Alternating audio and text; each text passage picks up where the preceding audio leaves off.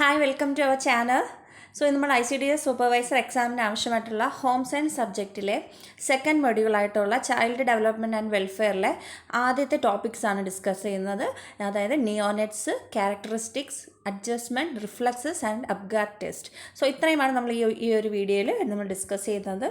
So previous year ചോദിച്ചിട്ടുണ്ടായിരുന്ന question ഇതായിരുന്നു: which among the following is not a reflex present at the time of birth? Rooting reflex, sucking, Moro, knee jerk reflex. So ഇതായിരുന്നു previous year ചോദിച്ചിട്ടുണ്ടായിരുന്ന question. So നമുക്കിനി എന്താണ് ഒരു നിയോനെറ്റ് എന്താണെന്ന് നോക്കാം. So ആരെയാണ് നമ്മൾ നിയോനെറ്റ്സ് അല്ലെങ്കിൽ ന്യൂ ബോൺ അല്ലെങ്കിൽ ഇൻഫൻറ്റ്സ് എന്നൊക്കെ പറയുന്നത് നോക്കാം. So neonates are birth to end of second week or children under 28 days of age. 28 ദിവസത്തിന് ജനിച്ച് 28 ദിവസത്തിനകം അല്ലെങ്കിൽ ഒരു മാസത്തിനകത്തുള്ള കുട്ടികളെയാണ് നമ്മൾ നിയോനെറ്റ്സ് അല്ലെങ്കിൽ ന്യൂ ബോൺ അല്ലെങ്കിൽ ഇൻഫൻറ്റ്സ് എന്ന് പറയുന്നത്. സോ അണ്ടിൽ നേവൽ ഈസ് ഹിഡ് അല്ലെങ്കിൽ കുട്ടികളുടെ പൊക്കിൾക്കൊടി ഉണങ്ങുന്ന കാലഘട്ടം വരെ അവനെ നമുക്ക് എന്തെന്ന് പറയാം, നിയോനെറ്റ്സ് ആണെന്ന് പറയാം. This period called neonates. ഇനി ഈ നിയോനെറ്റ്സ് എന്ന വേർഡ് ഡിറൈവ് ചെയ്ത് വന്നത് ഒരു ഗ്രീക്ക് വേർഡായിട്ടുള്ള നിയോസ് എന്നാണ്. നിയോസിൻ്റെ മീനിങ് എന്ന് പറയുന്നത് ന്യൂ എന്നാണ്. സോ ഇതിൽ നിന്നാണ് നിയോനെറ്റ്സ് ഡിറൈവ് ചെയ്ത് വന്നത്. ഇനി ഒരു ലാറ്റിൻ വെർബുണ്ട്. ലാറ്റിൻ വെർബാണ്, വേർഡല്ല. അതായത് ലാറ്റിൻ വെർബ് നാസ്കർ. നാസ്കർ എന്ന് പറഞ്ഞാൽ ടു ബി ബോൺ എന്നാണ്. ഇനി ഹർലോക്ക് ഈ ഒരു പീരീഡിനെ റെഫർ ചെയ്തിരിക്കുന്നത് period of infancy. Period of infancy എന്നാണ് ഹർലോക്ക് ഈ ഒരു നിയോനെറ്റൽ പീരീഡിനെ പറഞ്ഞിരിക്കുന്നത്.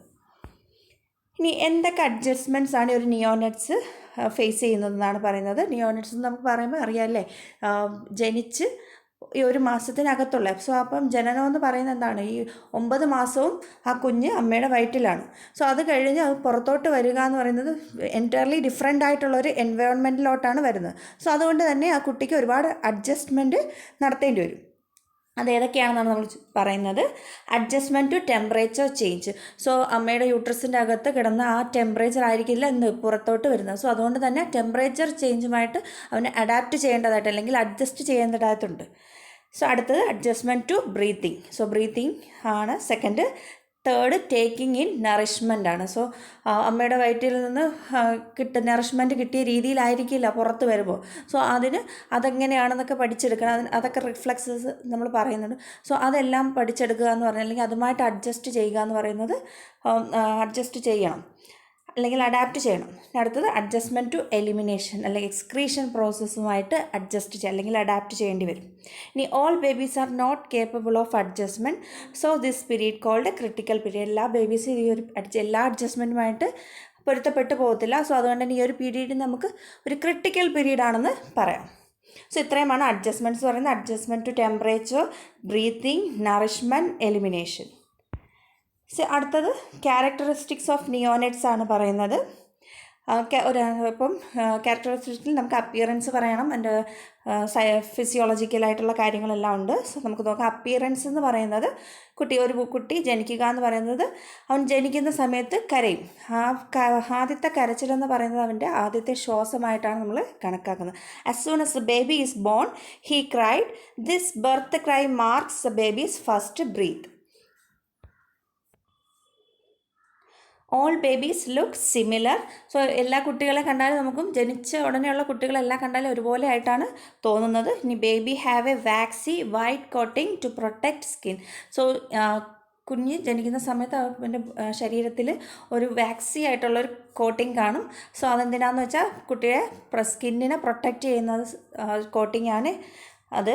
ഇനി അടുത്തത് soft spots on babies head where the bones will eventually join called fontanelles. 6 soft spots on head. കുട്ടികളെ എടുക്കുമ്പോഴത്തേക്ക് എല്ലാവരും പറയല്ലേ കുട്ടിയുടെ തല ഉറച്ചിട്ടില്ല അല്ലെങ്കിൽ സ്കള്ള് ഫുള്ളി ഡെവലപ്ഡ് അല്ല. അതുകൊണ്ട് തന്നെ അവൻ്റെ തലയിൽ സോഫ്റ്റ് സ്പോട്ട്സുകളുണ്ട്. അത് 6 സോഫ്റ്റ് സ്പോട്ട്സ് ആണ് കുട്ടികളിലുള്ളത്. ഈ സോഫ്റ്റ് സ്പോട്ട്സുകളാണ് ബോൺസ് പിന്നെയാണ് പതുക്കെ ജോയിൻ ചെയ്യുന്നത്. അങ്ങനെ ജോയിൻ ചെയ്യുന്നതിന് നമ്മൾ പറയുന്ന പേരാണ് ഫോണ്ടനൽസ് എന്ന്. So soft spots on babies head where the bones will eventually join called fontanelles. 6 soft spots ഉണ്ട്. ഇനി white little bumps on their face called milia. ജനിക്കുന്ന കുട്ടികളിൽ ചെറിയ വെള്ള കളറിലുള്ള കുത്തു കണക്ക് മുഖത്ത് കാണും. സോ അതിനെ പറയുന്നത് മില്ല എന്നാണ്. ഇനി hair not only head other part. തലയിൽ മാത്രമായിരിക്കില്ല, ബോഡിയിൽ എല്ലാ പാർട്ടിലും ഹെയർ കാണാം. ഇനി average weight of a newborn ഇന്ത്യയിൽ ജനിക്കുന്ന കുട്ടിയുടെ ആവറേജ് വെയിറ്റ് എന്ന് പറഞ്ഞാൽ 6 പൗണ്ട് അല്ലെങ്കിൽ 2.87 kg ആണ് ആവറേജ് വെയിറ്റ് എന്ന് പറയുന്നത്. പക്ഷേ ഈ വെയിറ്റ് എന്ത് ചെയ്യാം, സെയിം ആയിരിക്കത്തില്ല, മാറിക്കൊണ്ട് ഇരിക്കാം. ഇനി ഫിസിക്കൽ പ്രൊപ്പോർഷൻ എന്ന് പറയുന്നത് head is 1/4 of the entire body length. So കുട്ടിയുടെ ബോഡിയുടെ പ്രൊപ്പോർഷനുമായിട്ട് റിലേറ്റ് ചെയ്യുമ്പം ഹെഡ് കുറച്ചുകൂടെ വലുതായിട്ട് നമുക്ക് ഫീൽ ചെയ്യും. Arms, legs and trunk is small in relation to head. ഇനി ഫിസിയോളജിക്കൽ ഫങ്ഷൻസ് ആണ് പറയുന്നത്. ബേസൽ പൾസ് റേറ്റ് എന്ന് പറയുന്നത് 130 to 150 per minute ആണ്.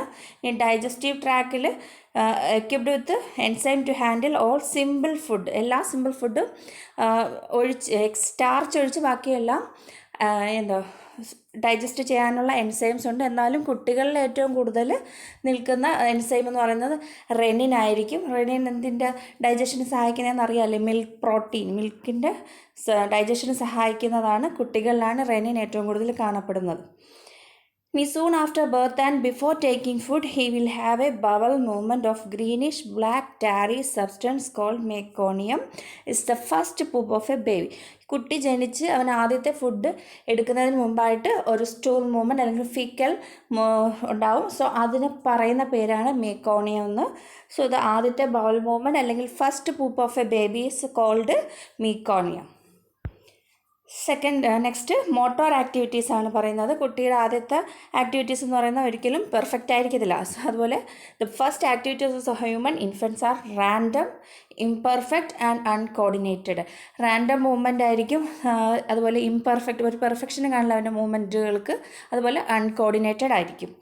ഇനി the motor activities of the new born may റഫ്ലി classified in 2 descriptive characteristics, mass activity and specific. ഈ motor activity, ഒരു ന്യൂ ബോണിൻ്റെ മോട്ടോർ ആക്ടിവിറ്റീസിനെ തന്നെ നമുക്ക് രണ്ടായിട്ട് ക്ലാസിഫൈ ചെയ്യാം, മാസ് ആക്ടിവിറ്റി എന്നും സ്പെസിഫിക് ആക്ടിവിറ്റി എന്നും.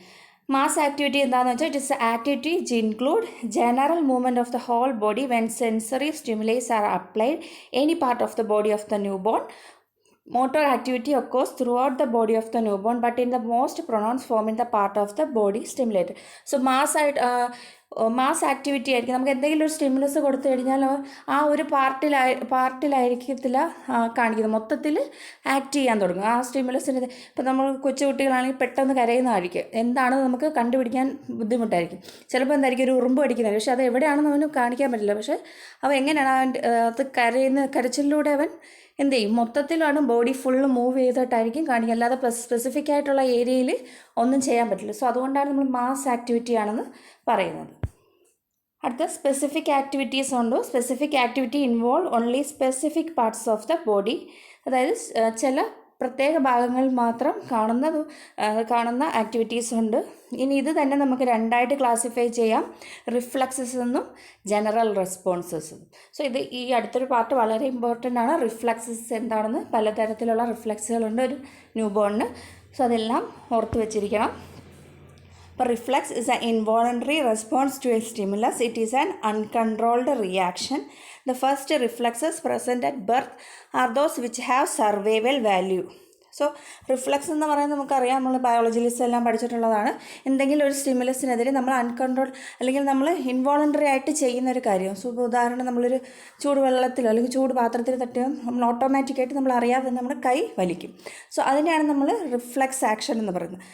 സോ അൺകൺട്രോൾഡ് റിയാക്ഷൻ ആണ്. ഇനി കുട്ടികളിൽ ഇങ്ങനെയുള്ള റിയാക്ഷൻസ്, ഈ റിഫ്ലക്സസ് നമ്മൾ ചെക്ക് ചെയ്യാറുണ്ട്. അത് കുട്ടികളുടെ ഓൾറൗണ്ട് ഡെവലപ്മെൻറ്റിന് അല്ലെങ്കിൽ കുട്ടിക്ക് എന്തെങ്കിലും പ്രോബ്ലം ഉണ്ടോ എന്നെല്ലാം അറിയാൻ വേണ്ടി നമ്മൾക്ക് ഈ റിഫ്ലക്സുകൾ ടെസ്റ്റ് ചെയ്യണം.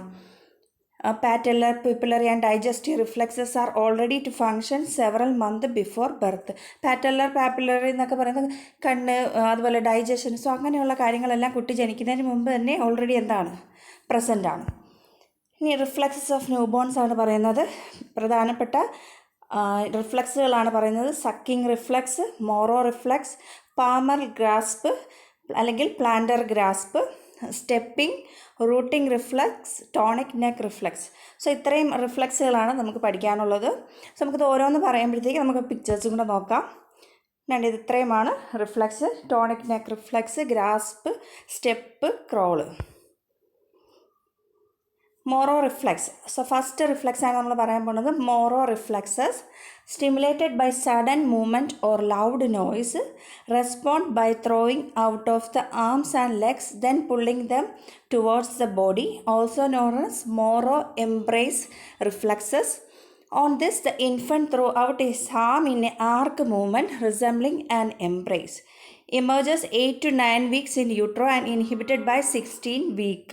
Also called startle reflex. Moro reflex എന്ന് പറയുന്നത് സ്റ്റാർട്ടിൽ റിഫ്ലെക്സ് എന്ന് പറയും. അതായത് പെട്ടെന്ന് എന്തെങ്കിലും ഒരു സൗണ്ട് കേട്ട് കഴിയുമ്പോൾ കുട്ടി ഞെട്ടത്തില്ലേ, ഞെട്ടുന്ന ആ ഒരു റിഫ്ലെക്സിനെയാണ് നമ്മൾ മോറോ റിഫ്ലെക്സ് എന്ന് പറയുന്നത്. സോ അതല്ലാതെ നമുക്ക് കുട്ടിയെ ഈ മോറോ റിഫ്ലെക്സ് ചെക്ക് ചെയ്യുന്നതെന്ന് പറഞ്ഞാൽ നമ്മൾ കുട്ടിയെ ജസ്റ്റ് നമ്മൾ ബെഡിൽ കിടത്തിയിട്ട് കൈ നമുക്ക് തലയുടെ ബാക്കിലായിട്ട് വെച്ചിട്ട് ഇങ്ങനെ ജസ്റ്റ് ആ ബെഡിൽ നിന്ന് ഉയർത്തിയിട്ട് നമ്മൾ കൈ ജസ്റ്റ് ഒന്ന് മാറ്റി കൊടുക്കുമ്പോൾ കുട്ടി ഇങ്ങനെ ബാക്കിലോട്ട് വീഴുമ്പോഴത്തേക്ക് കൈ ഒരു ആർക്ക് ഷേപ്പിൽ ബാക്കിലോട്ട് മൂവ് ചെയ്യും. സോ ഒരു ആർക്ക് മൂവ്മെൻ്റ് ഉണ്ടാകും. സോ അതുകൊണ്ടാണ് അതിന് മോറോ എംബ്രേസ് റിഫ്ലെക്സ് എന്ന് പറയുന്നത്. ആ ഒരു മൂവ്മെൻറ്റ്, ആ ഒരു ഇതിനെയാണ് നമ്മൾ മോറോ റിഫ്ലെക്സ് എന്ന് പറയുന്നത്. ഇതിൽ രണ്ടാമത്തെ പിക്ചർ നോക്കുമ്പോൾ മനസ്സിലാവും. സോ കുട്ടി നമ്മൾ ബാക്കിൽ കൈ മാറ്റി കൊടുക്കുമ്പോഴത്തേക്ക് ബാക്കിലോട്ട് കൈ ഇങ്ങനെ പെട്ടെന്ന് ഞെട്ടുന്ന രീതിയിൽ കാണിക്കും. സോ അതിനാണ് നമ്മൾ മോറോ റിഫ്ലെക്സ് എന്ന് പറയുന്നത്. അടുത്ത റിഫ്ലെക്സ് ആണ് ഗ്രാസ്പ് റിഫ്ലെക്സ്. ഗ്രാസ്പ് എന്ന് കേൾക്കുമ്പോഴേ അറിയാമല്ലേ, എന്തെങ്കിലും കയ്യിൽ നമ്മൾ ഹോൾഡ് ചെയ്യുന്നതിനാണ്. Grasp reflex 2 types. Grasp reflex തന്നെ 2 തരമുണ്ട്. Palmar and plantar grasp. അപ്പോൾ പാമർ ഗ്രാസ്പ് എന്ന് പറയുന്നത് stimulated when an object placed into the baby's palm. So അതായത് നമ്മൾ കൊച്ചു കുട്ടികളൊക്കെ ആകുമ്പോൾ അവർ കൈയുടെ അകത്ത് നമ്മുടെ ഫിംഗർ വെച്ച് കൊടുക്കണേ, അവരതെന്ത് ചെയ്യും, അത് ഇങ്ങനെ ഹോൾഡ് ചെയ്യും. അത് നമുക്ക് നമ്മുടെ കയ്യിലോട്ട് പിടിക്കാൻ നോക്കും. അതുപോലെ തന്നെ respond by grasping the object. ആ ഒബ്ജക്റ്റ് എന്താണോ അതിലോട്ട് പിടിക്കാൻ ശ്രമിക്കും. അതാണ് പാമർ ഗ്രാസ്പ്. അതായത് കുട്ടിയുടെ കയ്യിൽ നമ്മൾ എന്തെങ്കിലും കൊടുക്കുമ്പോൾ അത് ഹോൾഡ് ചെയ്യുന്നതിനാണ് നമ്മൾ പാമർ എന്ന് പറയുന്നത്. സോ അതേസമയം പ്ലാന്റർ എന്ന് പറയുമ്പോഴത്തേക്ക് അത് കുട്ടികളുടെ കാലിലും കാലിലെ ഫിംഗേഴ്സിൻ്റെ താഴെയും അതുപോലത്തെ റിഫ്ലെക്സ് കാണപ്പെടും. അതായത് when a finger is place under the toes will curl. കാലിൻ്റെ വിരലിൻ്റെ അടിഭാഗത്തായിട്ട് നമ്മൾ വിരൽ വെച്ചാലും ആ വിരലുകൾ മൊത്തത്തിൽ നമ്മുടെ കായയെ പൊതിയുന്ന രീതിയിൽ ആ സൈഡിലോട്ട് വളഞ്ഞു വരും. സോ ഇതാണ് ഗ്രാസ്പ് റിഫ്ലെക്സ് എന്ന് പറയുന്നത്. ഇതിലെ തേർഡ് പിക്ചറും 4th നോക്കിയോളാം. പാമർ ഗ്രാസ് എന്ന് പറയുന്നത് കുട്ടിയുടെ കൈ നമുക്ക് വെച്ച് കൊടുക്കുമ്പോൾ കയ്യിലോട്ട് ഇതാവുന്നു. പ്ലാന്റർ എന്ന് പറയുമ്പോൾ കാലിലെ വിരലുകളിലാണ്. സോ അടുത്ത റിഫ്ലെക്സ് ആണ് റൂട്ടിംഗ് റിഫ്ലെക്സ് എന്ന് പറയുന്നത്. സോ കുട്ടികളുടെ മൗത്തിന് ചുറ്റും കാണപ്പെടുന്ന റിഫ്ലെക്സ് ആണ് ഈ റൂട്ടിംഗ് റിഫ്ലെക്സ് എന്ന് പറയുന്നത്. സോ ഒരു കുട്ടിക്ക് അതിൻ്റെ ഫുഡ് കണ്ടുപിടിക്കാൻ സഹായിക്കുന്ന ഒരു റിഫ്ലെക്സ് ആണ് റൂട്ടിംഗ് റിഫ്ലെക്സ് എന്ന് പറയുന്നത്. The baby's cheek is stroked. They respond by turning their head towards the stimulus. When triggered, the baby will turn his head and open mouth to follow and root in the direction. Inhibited between 6th and 12th month of age. So ഇതായത് ഇതെന്ന് പറയുന്നത് നമ്മൾ കുട്ടികളുടെ ചീക്കിന് അല്ലെങ്കിൽ ചുണ്ടിന് ചുറ്റുമുള്ള ഭാഗങ്ങളിൽ എവിടെയെങ്കിലും നമ്മൾ ടച്ച് ചെയ്താൽ അവർ ആ ഭാഗത്തോട്ട് അവർ വാ തുറന്ന് ഇങ്ങനെ വരുന്നതായിട്ട് കാണാൻ പറ്റും. സോ അതിനാണ് നമ്മൾ റൂട്ടിംഗ് റിഫ്ലെക്സ്. ഇങ്ങനെ ആ ഒരു റിഫ്ലെക്സ് ഉള്ളത് കൊണ്ടാണ് കുട്ടിക്ക് പാല് കുടിക്കാനുള്ള ആ ഒരു കഴിവ് കിട്ടുന്നത്. Touching or stroking the corner of baby mouth helps to find food. പാല് കുടിക്കാൻ സഹായിക്കുന്ന റിഫ്ലെക്സ് ഏതാണെന്ന് വെച്ചാൽ അത് റൂട്ടിംഗ് റിഫ്ലെക്സ് ആണ്. They start sucking thus allowing for breastfeeding. ബ്രസ്റ്റ് ഫീഡിങ്ങിന് സഹായിക്കുന്ന ഒരു റിഫ്ലെക്സ് ആണ് റൂട്ടിംഗ് റിഫ്ലെക്സ് എന്ന് പറയുന്നത്. സോ അടുത്തത് സക്കിംഗ് റിഫ്ലെക്സ് ആണ്. When baby is born, sucking reflex happen first when the roof of mouth is stimulated or when mother breast or bottle in his mouth. The baby will place the lips over the nipple and squeeze it between the tongue and the roof of the mouth. The baby will move his tongue to the nipple to suck the milk. So ഈ sucking റിഫ്ലെക്സിൽ കുട്ടികളുടെ മൗത്തിൽ upper portion hard പാലറ്റിൽ എന്തെങ്കിലും ഒരു stimulus തട്ടുമ്പോൾ അവരെന്ത് ചെയ്യും, അത് വെച്ച് ആ ചുണ്ട് ക്ലോസ് ചെയ്ത് അത് സക്ക് ചെയ്യാൻ തുടങ്ങും. സോ അതാണ് സക്കിംഗ് റിഫ്ലെക്സ് എന്ന് പറയുന്നത്. സോ ഇവിടെ സ്റ്റിമുലേറ്റ് ആവേണ്ടത് കുട്ടിയുടെ മൗത്തിൽ തന്നെ അപ്പർ പോർഷനായിട്ട് ഹാർഡ് പാലറ്റ് സ്റ്റിമുലേറ്റ് ആകുമ്പോഴത്തേക്ക്. സോ ഇതാണ് കുട്ടിക്ക് സക്ക് ചെയ്യാൻ അല്ലെങ്കിൽ ബ്രസ്റ്റ് ഫീഡിങ് ചെയ്യാൻ സഹായിക്കുന്നത്. അതാണ് സക്കിംഗ് റിഫ്ലെക്സ്.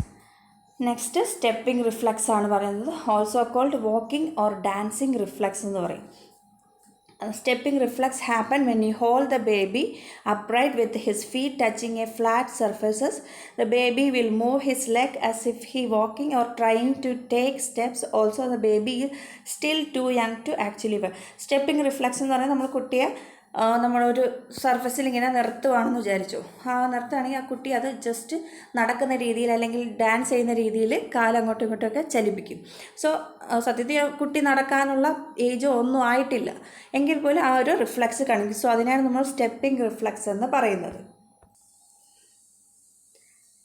ഇതിൽ 5th വൺ നോക്കി അറിയാം. സ്റ്റെപ്പിംഗ് റിഫ്ലെക്സ് നമ്മളൊരു നിർത്തുകയാണെങ്കിൽ കുട്ടി കാല് നടക്കുന്ന രീതി അല്ലെങ്കിൽ ഡാൻസ് ചെയ്യുന്ന രീതിയിൽ കാണിക്കും. സോ അതാണ് stepping reflex.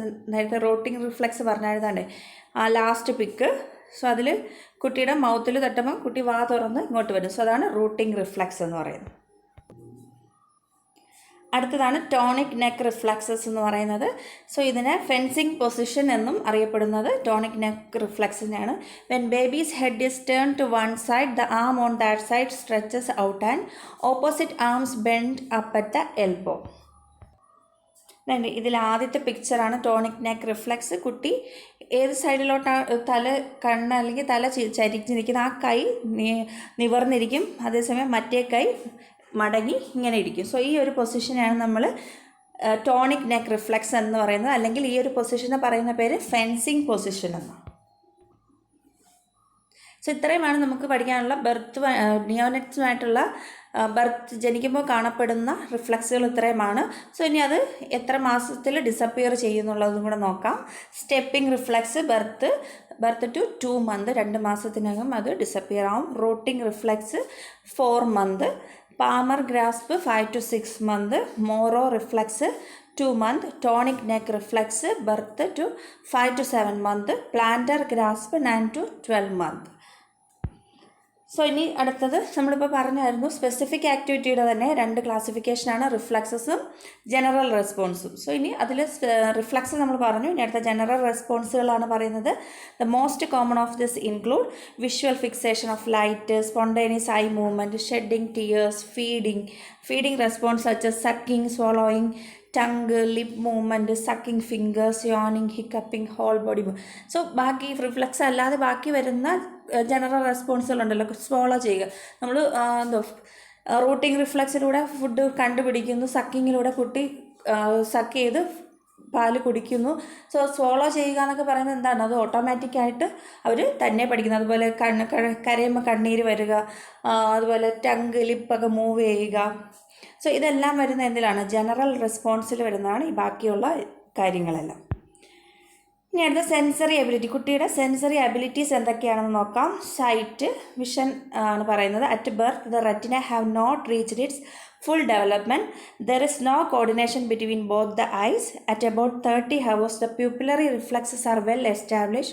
He cannot perceive a moving object unless the object moves slowly.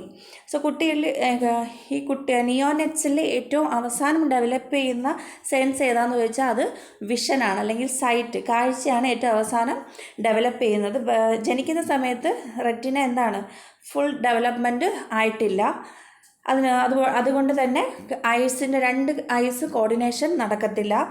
ഒരു 30 മണിക്കൂർ കഴിയുമ്പോഴാണ് പ്യൂപ്പിലറി റിഫ്ലക്സ് തന്നെ നല്ല രീതിയിൽ എസ്റ്റാബ്ലിഷ് ആവുന്നത്. അതുകൊണ്ട് തന്നെ ഒരുപാട് മൂവ് ചെയ്യുന്ന ഒബ്ജക്റ്റുകൾ കുട്ടിക്ക് പെർസീവ് ചെയ്യാൻ പറ്റത്തില്ല. Studies of infants have revealed that as early of the 7th or 9th day of life, they respond in a slightly dissimilar way to different colors. They are sensitive to changes in brightness. They can detect movement as early as 2 or 3 days after birth. ജനിച്ച് 2-3 ദിവസങ്ങൾ കഴിഞ്ഞ് ചെറിയ movements ഒക്കെ അവർക്ക് detect ചെയ്യാം. അതുപോലെ 7, 8, 9 ദിവസമൊക്കെ ആകുമ്പോഴത്തേക്ക് ചെറിയ രീതിയിൽ കളറിനോട് റെസ്പോണ്ട് ചെയ്ത് തുടങ്ങും. സോ അപ്പോൾ കുട്ടികളിലെ ഏറ്റവും അവസാനം ജനിച്ച് നിയോനെറ്റിലെ ഏറ്റവും അവസാനം ഡെവലപ്പ് ചെയ്യുന്ന സെൻസ് ഏതാണെന്ന് ചോദിച്ചാൽ അത് വിഷനാണ്. നെക്സ്റ്റ് ഹിയറിംഗ് ആണ്. At birth hearing seems to be at the lowest stage of development of all sensitivities. Many infants are totally deaf for several hours or days after birth because of the presence of amniotic fluid in the middle ear. ഹിയറിങ്ങും അവർക്ക് വലിയ രീതിയിൽ developed അല്ല. അത് major കാര്യം എന്ന് വെച്ചാൽ അവരുടെ വയറിലായിരിക്കുമ്പോൾ amniotic fluid അവരുടെ മിഡിൽ ഇയറിൽ വരികയാണെങ്കിൽ കുറച്ച് നേരത്തേക്ക് അവർ ഡെഫ് ആവാം. പക്ഷേ നോർമലി അവർക്ക് ഹിയറിങ് വന്നു തുടങ്ങും. അടുത്ത ടേസ്റ്റാണ്. Infant reacts differently to different tastes during the first week of life. The reaction to sweet simile are primarily positive. The infants suck vigorously when sweet and liquids are given. When sour, salt and bitter substances are given, the reactions are mainly negative. അത് ടേസ്റ്റിൽ കുട്ടികൾ നിയോനറ്റ്സിന് ഏറ്റവും ഇഷ്ടപ്പെടുന്നതെന്ന് പറഞ്ഞാൽ sweet ആയിരിക്കും. ബാക്കി ആ sweet കൊടുത്താൽ മാത്രമായിരിക്കും അവർക്കൊരു പോസിറ്റീവ് റിയാക്ഷൻസ് അല്ലെങ്കിൽ പോസിറ്റീവ് ആക്ഷൻസ് വരുന്നത്. ബാക്കി ഏത് സോൾട്ടോ സോറോ നമ്മളല്ലെങ്കിൽ ബിറ്ററോ കൊടുത്തു കഴിയുമ്പോഴത്തേക്ക് നെഗറ്റീവായിട്ടുള്ളൊരു ഇമ്പാക്റ്റാണ് വരുന്നത്. ടേസ്റ്റാണ് അവർക്ക് തോന്നുന്നത്. ഇനി അടുത്ത smell. The sense of smell is well developed in newborn. Researchers have discovered that infants are able to sense odour. ODOUR ആണ്. That adults can sense. So കുട്ടി ഒരു നിയോനറ്റ്സിലെ ഏറ്റവും വെൽ ഡെവലപ്ഡ് ആയിട്ടുള്ള സെൻസ് ഏതാണെന്ന് ചോദിച്ചാൽ അത് സ്മെല്ലാണ്. സ്മെല്ലെന്ന് പറയുന്നത് അവരുടെ ഹൈലി ഡെവലപ്ഡ് ആയിട്ടുള്ള സ്മെല്ല് ഇതായിരിക്കും. ഒരു അഡൽട്ട് സ്മെല്ല് ചെയ്യുന്ന രീതിയിൽ തന്നെ കുട്ടിക്കും സ്മെല്ല്, നമ്മൾ പറയത്തില്ല അമ്മയെ കുട്ടി മണത്തിലൂടെയാണ് കണ്ടുപിടിക്കുന്നത്, അല്ലെങ്കിൽ ഫെമിലിയർ ആയിട്ടുള്ള മണങ്ങളിലൂടെയാണ് കുട്ടി തിരിച്ചറിയുന്നത്. അടുത്ത skin touch. Skin sensations of touch, pressure, temperature and pain are present at birth or shortly afterward. Sensations of touch are present at birth in all parts of the body. The particular part of the body which is touch reacts immediately. So കുട്ടിയിൽ well developed ആയിട്ട് ഉള്ളതെന്ന് പറയുന്ന സ്മെല്ലാണെങ്കിലും പക്ഷേ കുട്ടികളിൽ ആദ്യം develop ചെയ്യുന്ന sense ഏതാണെന്ന് ചോദിച്ചാൽ അത് ടച്ചാണ്. ഒരു ബോഡി ഫുള്ളും ആ ഒരു സെൻസ് ഉണ്ടായിരിക്കും. ടച്ചാണ് കുട്ടിയിൽ ആദ്യം ഉണ്ടാകുന്നത്. പക്ഷേ ഏറ്റവും വെൽ ഡെവലപ്ഡ് ആയിട്ടുള്ള സെൻസ് ഏതാണെന്ന് വെച്ചാൽ സ്മെല്ലാണ്. ഇനി ഏറ്റവും അവസാനം ഡെവലപ്പ് ചെയ്യുന്ന സെൻസ് എന്ന് പറയുന്നത് വിഷനാണ്. ഇനി emotions of a newborn ആണ് പറയുന്നത്. There is no clear cut emotion by the new born. Crying is one of the first type of emotional expression found in the new born and it caused by pain and hunger. So emotions എന്ന് പറയുന്നത് ഒരു പ്രത്യേകം ഒരു emotions ഒന്നും കുട്ടികൾക്കില്ല, അല്ലെങ്കിൽ നല്ലതോ ഏതെന്നോ ചിരുത്തിയെന്നൊന്നും ഒന്നും അറിയില്ല. അവർക്ക് കരയാൻ മാത്രമേ, അവർക്ക് അവരുടെ വിശപ്പ് കൊണ്ട് അല്ലെങ്കിൽ പെയിൻ വന്നാലും ഒക്കെ അവർ എന്ത് ചെയ്യും, കരയും. ഈ കരച്ചിലൂടെയാണ് അവർ എല്ലാ കാര്യങ്ങളും അവർ നേടുന്നത്. According to Bridges 1930, there is only a general excitement present at birth. Crying is elicited by a wet diaper, abrupt change of position, a loud noise. കുട്ടികൾക്ക് കരയാൻ എന്തെങ്കിലും പ്രത്യേകിച്ച് ഒരു റീസൺ വേണമെന്നൊന്നുമില്ല. പക്ഷേ ചിലപ്പോൾ ഡയപ്പർ നനഞ്ഞാൽ മതി, അല്ലെങ്കിൽ അവരെ ഹോൾഡ് ചെയ്തിരിക്കുന്ന പൊസിഷൻ മാറിയാലും അവർക്ക് എന്ത് ചെയ്യാം, അവർ കരയാം. അല്ലെങ്കിൽ ചെറിയൊരു ഭയങ്കര സൗണ്ട് കേട്ടാലും അവർ കരയാം. സോ ഇത്രയാണ് ഇമോഷൻസ് ഓഫ് ന്യൂ ബോൺ എന്ന് പറയുന്നത്. ഇനി നിയോനറ്റ്സുമായിട്ട് റിലേറ്റ് ചെയ്തിട്ടുള്ളൊരു ടെസ്റ്റാണ് പറയുന്നത്, അപ്ഗാർടെസ്റ്റ് എന്ന് പറയുന്നത്. ഈ ടെസ്റ്റ് നിയോനറ്റ്സിൽ ഹോസ്പിറ്റലിലായിരിക്കുന്ന സമയത്ത് തന്നെ, അല്ലെങ്കിൽ ജനിച്ച് ഒരു 10 മിനിറ്റിനകം ചെയ്യുന്ന ടെസ്റ്റുകളാണ് ഈ അപ്ഗാർടെസ്റ്റ് എന്ന് പറയുന്നത്. അതെന്താണെന്ന് നോക്കാം. Virginia Apgar MD developed this scoring system in 1952. 1952 ഈ അപ്ഗാർ ടെസ്റ്റ് കൊണ്ടുവന്നത്. ഇത് ഡെവലപ്പ് ചെയ്തത് വിർജീനിയ അപ്ഗാർ MD ആണ്. ഇനി Apgar test is a quick test performed on a baby at 1 and 5 minutes after birth. The 1 minute score determines how well the baby tolerated the birthing process.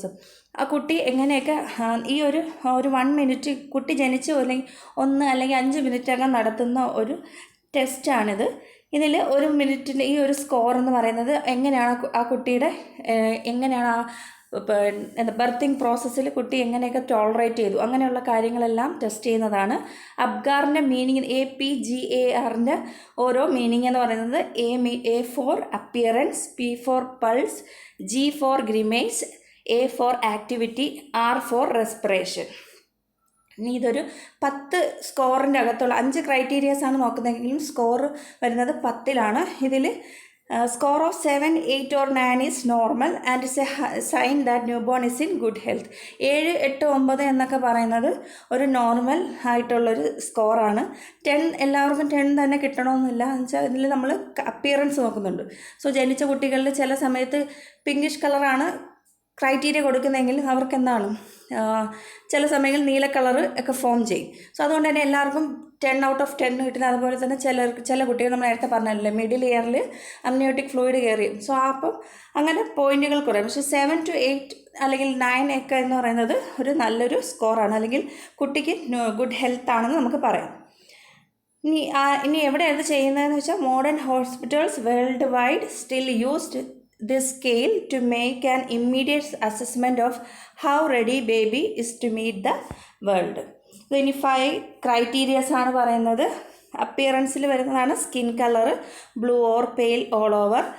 So അങ്ങനെ ഓരോ criterias കൊടുത്തായിരിക്കും. So അതനുസരിച്ചായിരിക്കും score കൊടുക്കുന്നത്. അത് അടുത്തത് pulse rate, അതുപോലെ reflex irritability അല്ലെങ്കിൽ grimace എന്ന് പറയാം, അതായത് സ്റ്റിമുലസിനോടുള്ള റിയാക്ഷൻസ് എങ്ങനെയാണെന്നുള്ളത്.